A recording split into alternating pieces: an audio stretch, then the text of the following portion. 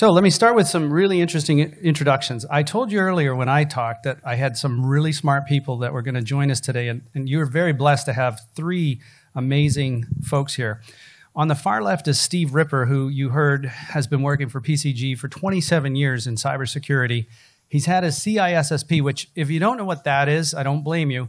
Think of it like the early version of the bar or the AMA for lawyers and doctors. It's the cybersecurity equivalent, although it's not really. Cybersecurity's only been around for 30 years. It's a very immature field of study. We don't have a governing body like the American Bar Association or the American Medical Association. We need one. Desperately do we need one to stop snake oil salesmen from telling you, you need this one thing or you need that one thing. But the CISSP is the best certification you can get in cybersecurity. So he has that, and he's had it for many years. He's also certified within Microsoft in all kinds of really important places, 365, Azure engineering, that sort of thing. Now, we're all human. We all have our other lives outside of cybersecurity. So Steve in his spare time likes to do flight sims, craft beer, maybe some New England sports team cheering them on and that sort of thing. To his right and in the middle is Paige Yeater. I hope I said that right. Yater, sorry, thank you. Senior Director of Security and Engineering at Mainstay Technologies. She has a very deep understanding of business processes to guard against cybersecurity threats, vulnerabilities, breaches, that sort of thing. And she can help you with your business, build a program to secure your business as part of her job. In her spare time, she follows two high school athletes around the state to various competitions. I know we've all been there. I've got hundreds of thousands of miles taking my kids to hockey. I don't envy you that. It's a lot of fun. Volunteers very importantly with the New Hampshire Tech Alliance, Tech Women, correct, and enjoys hiking, paddleboarding. She's a down-to-earth person. She can answer your questions. Next, we have Diane Kelly, bio. So get ready for this. Active CISO, CISO. Some people say CISO. I say CISO, Chief Information Security Officer. She helps companies like a lawyer, or a doctor, or a plumber, or a chemist on a part-time basis secure their business. So and I do the same. She serves on multiple boards, cyber advisor. She's earned multiple cyber awards, the most prestigious of which, this is the real deal, 2023 Global Cybersecurity Hall of Fame honoree. You don't get nominated and accepted on that one if you haven't accomplished a lot, given a lot. So she's got some really amazing experiences. She's also been the field CTO at Microsoft. She's been a global executive security advisor at IBM. You may have heard of those companies. GM, general manager at Symantec, another big cybersecurity firm, and a manager at KPMG, a major audit firm. So Diane has a lot of experience. Wow. In her spare time, she volunteers on all kinds of committees. That's how she probably got that honoree notification or enrollment. She works with CompTIA, RSA's program committee. Get this one. Co-authored a book, not on just cybersecurity, but cryptography for developers. You have to understand it at the deepest level to be able to write a book about it. So she's got some pretty interesting experiences here. So I'm really excited to be asking you questions as well. All right, so let's get started, shall we? We kind of put our heads together and we came up with some questions we thought you might like to hear us talk about. And we'll start with one or two, but if you want to come up to this microphone after we get through one or two of them and ask something, I'll try to parlay it over to the panel discussion. Does that make sense? Okay. So one of the first ones that we always get asked as cyber professionals is, if I can only do one or two things to secure my business, because I have a very tight budget. We're all small business owners. We don't have unlimited funds. We need to do the most meaningful things to secure our data, our business, our company. What would that be? And I'll go through the three of you to name one thing.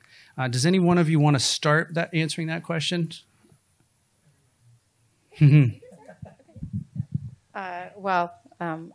MFA. I think you guys probably heard that loud and clear. Yeah, if you just turn on multi-factor authentication, will it solve all your problems? No, but it's going to knock out that low-hanging fruit. So if it's not on, and that means in every single system that you guys are using, so you might go, yeah, I got it on my Microsoft account, but Every account. Do you have it on for your bank account that you do your business banking with? Do you have it on for whatever you're processing payroll or benefits with? MFA everywhere. Yes, totally that. I am actually going to pick something that's a little not on the technical side. I think one of the biggest things that we see with small businesses is really making sure that you understand your data. Because the amount of times that we go into organizations and they say, oh, we don't have any data that anybody cares about. That's wrong. I'm sorry. I'm sorry if you've ever said that. That is categorically incorrect. Everybody has data. Whether you have a lot of data or a little data, it doesn't matter, but you have data. And so knowing and understanding your data and making sure that you're clear on what that information is that you have so that you know what to protect. And then I'm going to cheat a little bit. Not only do you need to know your data, but you need to talk about it with your teams. You need to make sure that security is a topic of conversation in every meeting. And when you're making decisions, you're always thinking about the security aspect of it. Just that simple thing of starting to talk about it, starting to think about it will actually shift categorically your entire organization and how people think and approach things. So, I'm a big fan of EDR, endpoint detection and response. Think of it as super antivirus, right? So, during my presentation, I talked about how detection is so important. Because if you're not detecting what's going on, how do you know about it? Things go on for a long time. Hackers get into your network and they stay there for a long time if they're interested in that. So what makes EDRs different than antivirus is that antivirus tends to be definition file based. In other words, it gets a definition file. It has a list in it of what it should be looking for. So if an attack comes in, a breach comes in, and it's not on that list, the antivirus is not finding that. Whereas EDRs, SentinelOne, Huntress, Cybersecurity, there's a bunch of them out there, they work on behavior. So if Craig's machine is making 1,000 files in the Windows temp folder, it's obviously he's not doing that. The EDR will look at that and say, why is that happening? That shouldn't be happening. He's not making those files. I'm going to shut that down, stop it, and report it. Especially if you spend the money on an EDR that has a SOC attached to it, so and a reputable company. John talked about that. Ones that will see that this attack is hitting a machine and can actually act on it, and then let us know, and then we can go from there. So I really like that detection part of it. So. Great answer, Steve. Thank you. So we have EDR, that's protecting your endpoint, the workstation, the laptop. We had multi-factor authentication. And Paige, you were on the other side of it with the, tell me again. So I was talking about data. Knowing where your data is and talking about it. Does that also extend to devices, knowing what devices you have? Yeah, I think so. I think understanding what your data is, understanding where it lives, right? It's a whole construct. But at the very basic level, even just knowing what data you have is critical. So I think one of the things that is really important to understand is that cybersecurity isn't just technical. There are administrative requirements, there are physical requirements, right? So there's a lot more that goes into it than just the technical layers. And I think sometimes for small business, even just talking about it and understanding the very foundation of what it is that you're trying to protect is really a great stepping stone to start. You got to start somewhere, and it feels overwhelming. I don't know if any of you have ever felt overwhelmed with all of these conversations, right? But this is a really quick and easy way that you can just get started. Just take that first step. Thanks for that, Paige. I'll keep it with you for a moment because the next question is sort of the reverse of that. Yeah. We all talked about if you could do one or two things, these are the answers these folks would give you. What about if I'm getting started? There's some of the commonest and biggest gaps you see when you sit down with a client to talk about their program. Where are the biggest gaps that are commonly identified? I mean, we know that MFA is sometimes avoided, or EDR is avoided, or not knowing where your data is or your assets are. But what are some of the other biggest gaps that you see when you sit down with a client? Yeah, it's a great question. So there are definitely some themes that we see in terms of, overall security. The first one is that a lot of organizations, depending on your size, the initial response is, well, this is an IT problem, which I sort of just addressed. But that's a theme that we see pretty regularly, is that leaders in business believe that this is an IT challenge to overcome, and in reality, it's a full organization discussion that needs to happen. Other than that, I think a lot of what we see in terms of gaps are the technical layers, but also policies and procedures. And I know all of you just sort of glazed over and were like, oh, Lord, here we go with the policies, right? So I get it. I'm a huge fan of a well-written policy. But having policies and procedures and understanding, what needs to happen in certain situations. We do a lot of incident response work with our clients, and we do a lot of tabletop exercises. So if you haven't ever done a tabletop exercise, they're actually really fun, because you can go through scenarios and you can pretend things are happening that don't actually happen, and then you can avoid those things from ever actually happening, which is very exciting. But to have a tabletop, what happens if this information system goes down? What happens if this information gets breached? What are you going to tell your clients? What are you going to say to them? What are you going to do to recover your systems? I think that's a big piece of it. Each organization and industry is a little bit different. So we work really hard to make sure that we understand both the security needs as well as your business processes, and really trying to align business process and security so that you can continue to be efficient, right? A lot of people feel like security just prevents me from functioning. And so the goal, is to make sure that you have security practices in place that allow you to continue to be efficient and function in a way that allows you to be successful and make money and do all the things that you're trying to do. But yeah, I think, the technical layers, the policy, and then really having those open conversations, testing things like tabletops, Thanks, type Paige. of thing. So the tabletop's really a good one. I've done it. Paige has done it. It's actually can be fun, but what it does is practice your procedures and your documentation. And that's a good habit to have at any company, because you have small numbers of people and everybody's doing 10 different things. And when they're on vacation, you don't know how to get one thing done that's really critical. So learning to document things and creating these processes and then practicing it. I would also encourage you to hire a professional to lead the tabletop. Many people try and do it on their own and they're like, doesn't work out so well. You need someone that's done there, been there, and knows how to structure the conversation, how to document the learnings and the key takeaways, and then document all the things that you couldn't do that you should have been able to do. So there's follow-up actions that come out of a tabletop that you have to go address. Great answer. Either Steve or Diana, do you want to answer that as well? Yeah, the other thing about a tabletop that's really useful if you haven't done one is that it gets your CEO and your COO to understand how much they're a part of the response. Because I think you're exactly right. There's a lot of thinking at companies that, security is just the technical thing and also the dumb training we have to do once a year, and it's like, it's not, we're more than that. And it really does matter that your CEO and COO and, the head of the general counsel gets involved. You might be like, well, why does the lawyer matter? Well, if your company's been breached and you've lost customer data, then you may need legally to report that. When and how you do it is where your legal counsel would come in. So there's a lot of moving parts related to security that they can come alive when you're doing the incident response plan. The other big thing that I see that companies, where it's like, and I used to be a fractional CISO. I'm actually, I'm full-time. My company would be upset if I wasn't full-time.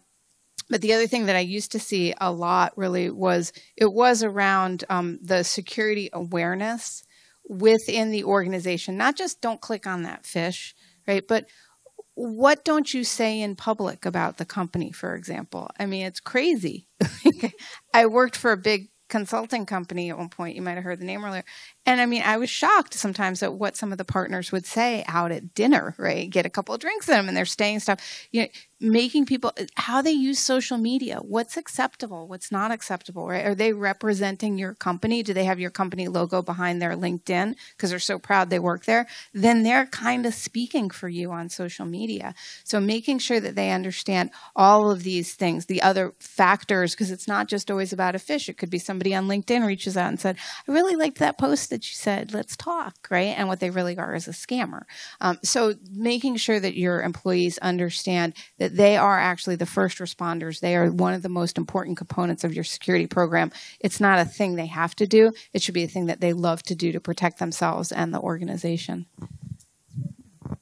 Yeah, I'm just gonna piggyback off of that, Diana, because that was my answer in the list, Craig, that I gave you, was that culture. Building a culture inside your company that makes it okay to ask, is this real?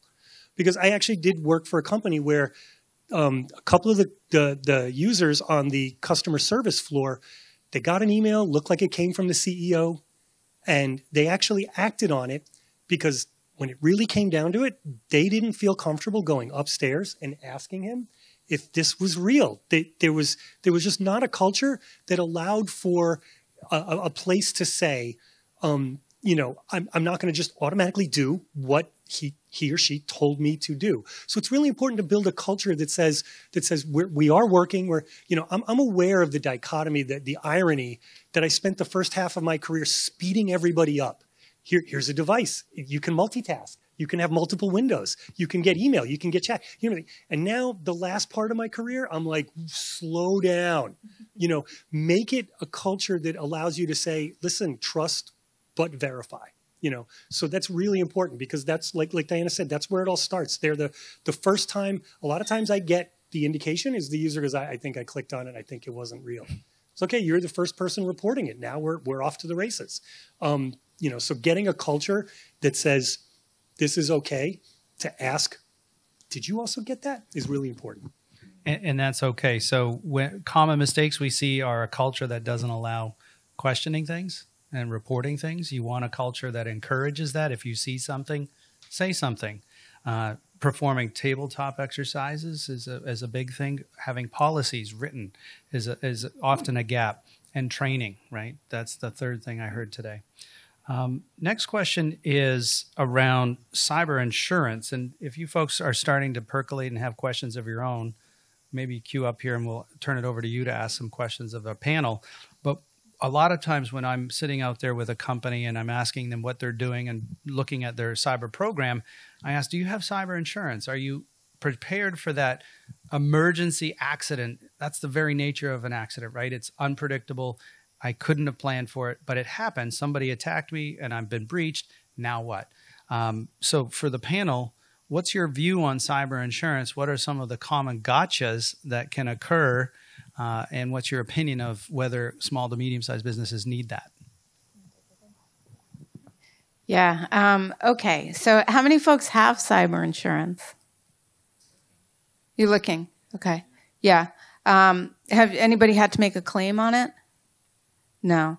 Okay. The main thing with cyber insurance, it's maturing. I mean, speaking of like an industry that's maturing, cyber insurance is absolutely maturing because they have to figure out sort of the essential actuarial tables as regards to what we do at our organizations. You know, do you look if they've got a certification? Is it SOC 2? Is it DFARS 171, right? Blah, blah, blah. A lot of like letters and numbers there. But, you know, do they judge you against a certification? How else can they understand if you're a risk or not, right? When we go to get our, life insurance, they look at things like the tables, like our age, whether we smoked or not, all these things that they know how to kind of figure out how much time we might have left and like how bad things could get with us. We're still developing that in the cyber world. The insurance companies are still actively trying to figure out how to measure these things because in large part, they kind of went out a little bit too easy. And they paid out a lot, and some of them lost a lot of money, and so they're trying to now rein it back in. If you are getting cyber insurance, read the policy very carefully, understand what it is that they're going to cover and not cover, because this is the biggest gotcha that I hear back, which is the essential, you've got a house on the water, but you didn't know you had, and you pay a lot for your home insurance, you didn't know floods weren't covered. And this is kind of what's happening in cyber, is that they say, that's not covered. So be very careful that you've read what's covered, what's not, and also what any procedures or practices you need to do if you are going to make a claim.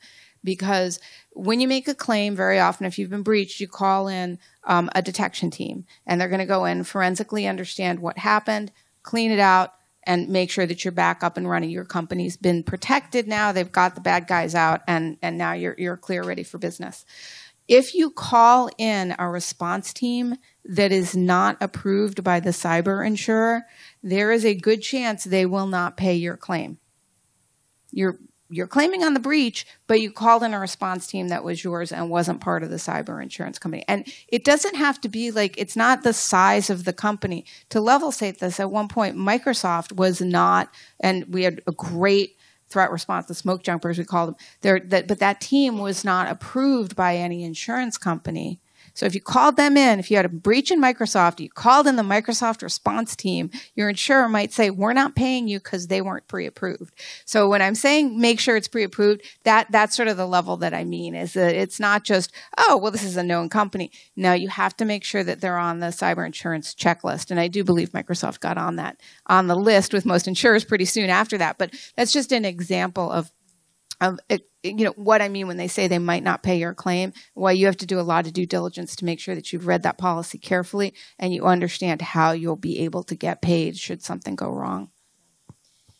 Yeah, I agree. I would add one of the things that Mainstay does a lot of actually with our clients is help them fill out cyber insurance applications. And about 3 years ago, cyber insurance applications took us 48 seconds. They were super quick. They were like 4 questions, 1 page, check, check, check. Good. I think they're about 3.5, 4 pages long now. We're upwards 40 to 50 questions. Now they're asking a lot of details. They're asking about how you handle remote access and MFA and all of those things. So if you do, it seems like a lot of folks don't have cyber insurance. If you do go out for cyber insurance, just be prepared that there is a lot of questions that they're going to ask. There's a lot of information that they're going to gather from you, which is a direct representation of that maturing that Diane was talking about. Yeah. Anything to add? Yeah. So, one of the challenges you'll have is how much coverage should you have, right? So not an easy one for me to just tell you need this much or that much, but you can reasonably figure out, look at your own bills. What are you paying for IT? What is it costing you for an hour's worth of work? We often will consult. My boss especially is very good at consulting because he has to pay cyber insurance himself, right? So he's very good at talking about what kind of coverage you need and what the costs are, but also talk to other business owners. If you've never been breached before, try to find another company that maybe you know and you talk, and especially in your industry trade groups, talk to someone who has been breached. What did that cost? Okay. And then another thing is that, what kind of payments are you making out? Because that if you get phished for a certain amount of money, that might be what you're trying to recover back. So those will inform how much coverage you need. The rule is always that you tend to come up with a number that's less than you probably do need, right? So you need to really look at that. All great answers. So thank you for that. I will add one other thing in your security incident handling process. We talked about having processes earlier. One of the first steps in that process is, are we going to make a claim? Because if your IT guys are just fixing it to make it better and they're deleting logs or imaging a machine that was compromised, you lose the forensic trail of who did what, and you will never know how they got in. And your insurance company may say, I'm sorry, but you're supposed to call us first. We would bring a forensic team in to decide what's going on, to identify if you're at liable or not, or at fault or not, and we can't pay your claim because you took it upon yourself to try and clean this up poorly. So make sure that you understand those obligations and you document it in your cyber insurance policy. So great answers there. Is anybody ready to ask us a question? The panel a question. Do you want to come up and speak at the microphone? Otherwise, I can keep going. No one yet? All right. So if a company is wanting to get... Oh, did you have a question? Please. Yeah, I wanted to piggyback on that last topic because we're a brand new company, startup. We're looking at insurance. So we went with insurance brokers for business insurance, right? We talked to 4 companies. We asked each of them for cyber coverage, and I would say none of them came close. I mean, 3 or 4 pages with details, no. They were still saying, nobody asked us about complying with any standards whatsoever. They were simply, it's like, how much business were you doing? Where do you live? How many seats in your business? How many employees? That was about it. So any guidance you could have about who do you talk to that have, I would say, reputable cyber insurers that they represent, because we tried some seacoast insurance brokers and I'm getting the sense that they were not giving us adequate information. Does anybody want to tackle that one? Yeah, I'm not. That's interesting. good piece of information. I'd be curious to know if they were looking just at cyber liability as part of your, or I mean, cyber crime as part of your business, like crime policy as part of that.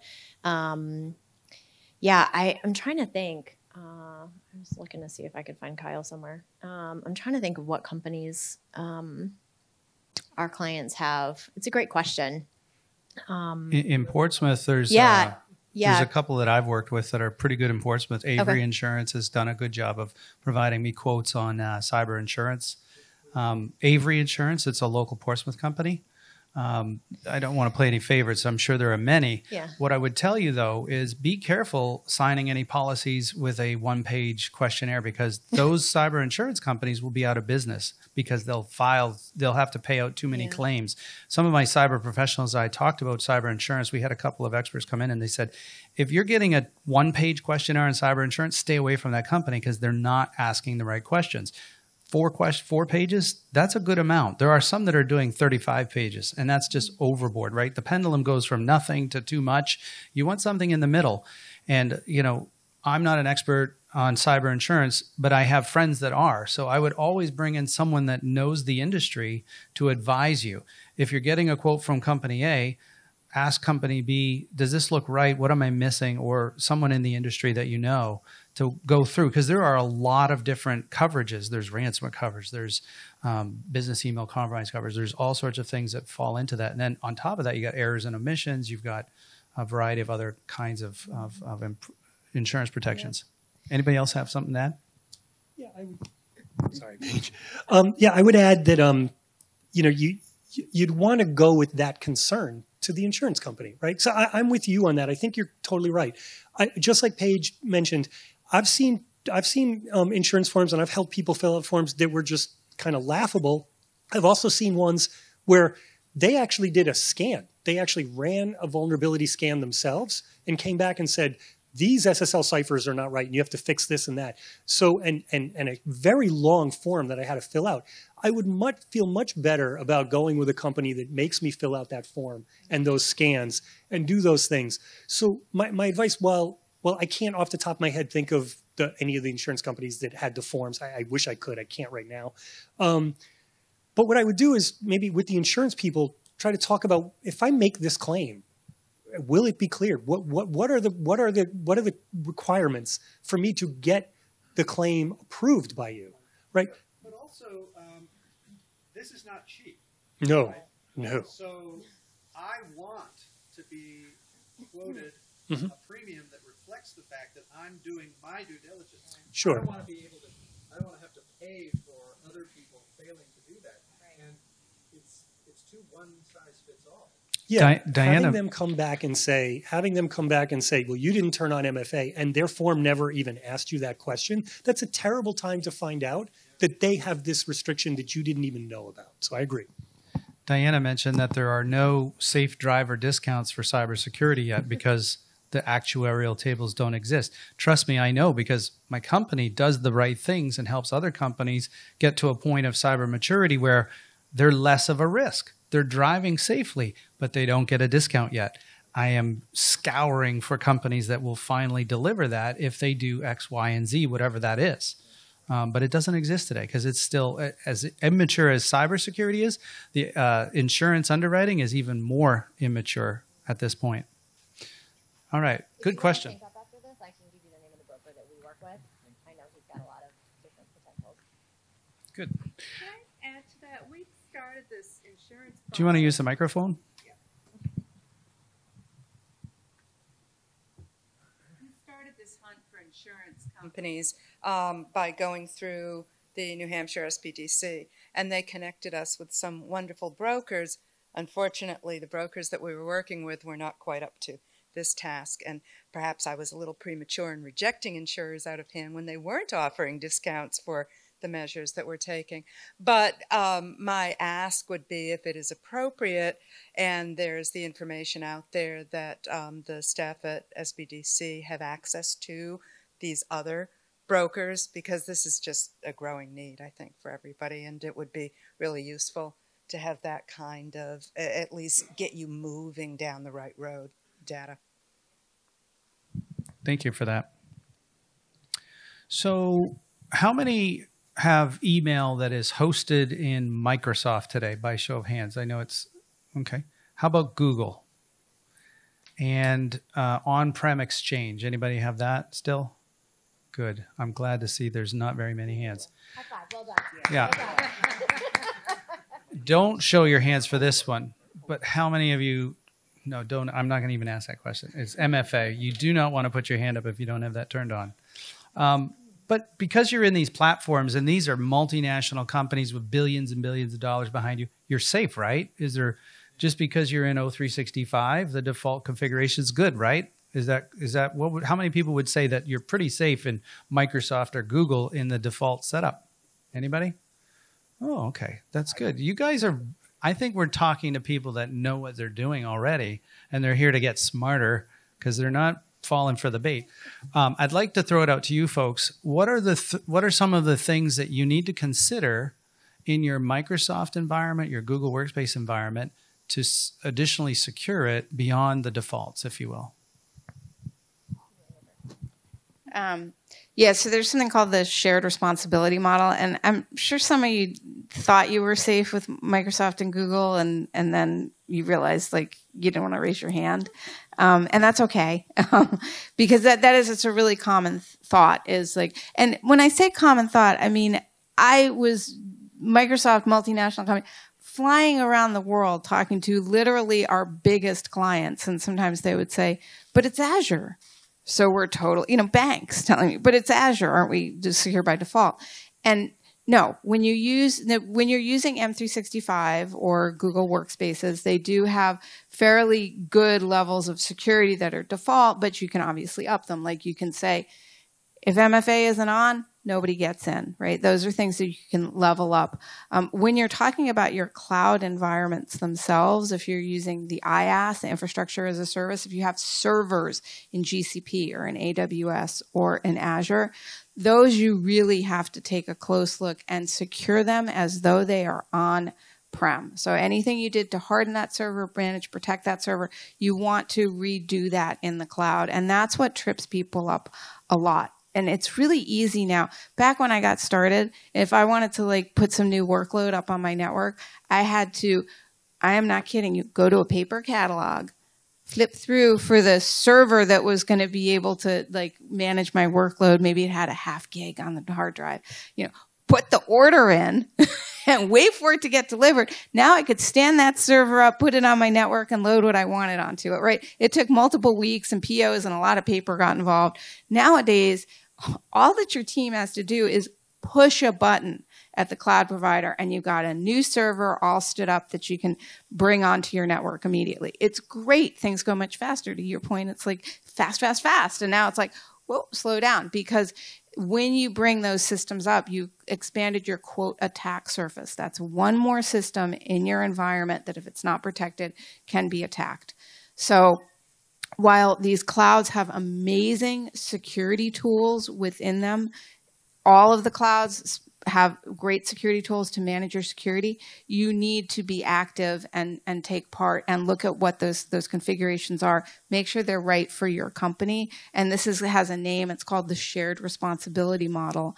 And what it means is that you have a very high responsibility to protect your data that's at the infrastructure layer. That means if you're using AWS, if you're using Azure, you need to protect that at the right level, configure it at the right level for your organization. When you get up to the quote SaaS layer, the software as a service, that's Google Mail, Workspace, M365, that's your Office Online. That your responsibility is only sort of that last mile of things like MFA, if you're doing backups, but you still have to make your own choices for security at all levels of the cloud, no matter who you're working with, which can get, like I said, I'm not kidding. Don't feel bad if you said, but I thought I was safe to because I literally had like heads of security at banks tell me like, but we're in Azure, aren't we just protected? So yeah. Steve, anything to add? Sure, always. It's hard because when you're talking about email, one of the challenges I'll speak about Microsoft, but Gmail's in the same spot, Google's in the same spot, where there's you can provision this yourself, right? So they have this model where you can provision an Office 365 company. You can just whip out your credit card and go get a trial and do it.